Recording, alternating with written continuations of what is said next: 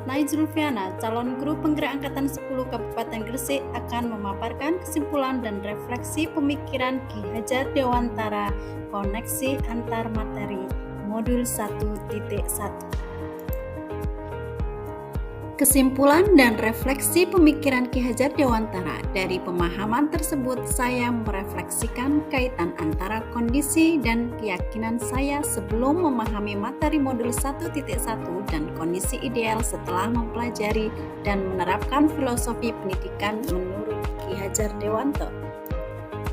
Pendidikan dan pengajaran tidaklah sama. Pengajaran adalah bagian dari pendidikan. Pengajaran adalah proses pendidikan dalam memberi ilmu untuk kecakapan hidup anak secara lahir dan batin. Pendidikan pada hakikatnya adalah menuntun atau memberi tuntunan terhadap segala kekuatan kodrat yang dimiliki anak agar ia mencapai keselamatan dan kebahagiaan setinggi-tingginya, baik sebagai manusia maupun sebagai anggota masyarakat. Pendidikan menciptakan ruang bagi murid untuk bertumbuh secara utuh agar mampu memuliakan dirinya dan orang lain serta menjadi mandiri. Filosofi pendidikan Ki Hajar Dewantara.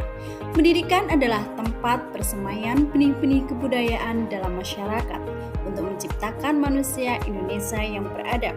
Ki Hajar Dewantara percaya bahwa untuk menciptakan manusia Indonesia yang beradab, maka pendidikanlah salah satu kunci utama mencapainya. Tujuan pendidikan Ki Hajar Dewantara adalah menuntun segala kodrat yang ada pada anak agar mereka mencapai keselamatan dan kebahagiaan setinggi-tingginya, baik sebagai manusia maupun anggota masyarakat.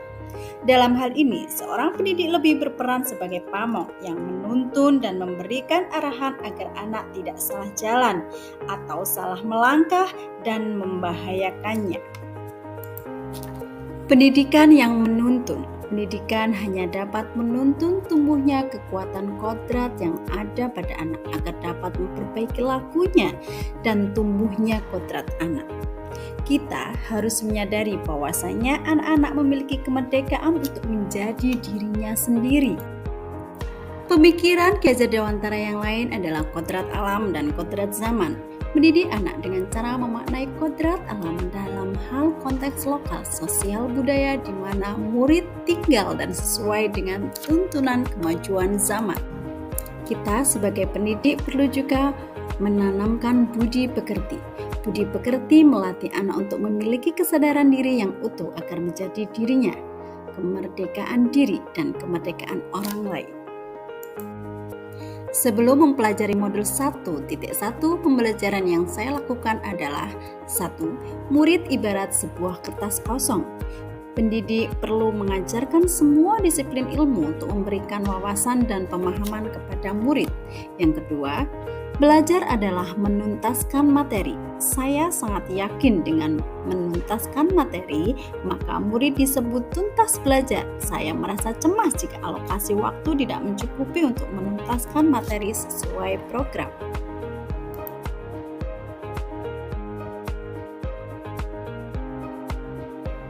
Yang keempat, kegiatan ekstrakurikuler diikuti semua murid. Semua murid wajib mengikuti kegiatan ekstrakurikuler yang diadakan oleh sekolah. Dan yang kelima, waktu dan kecepatan belajar sama.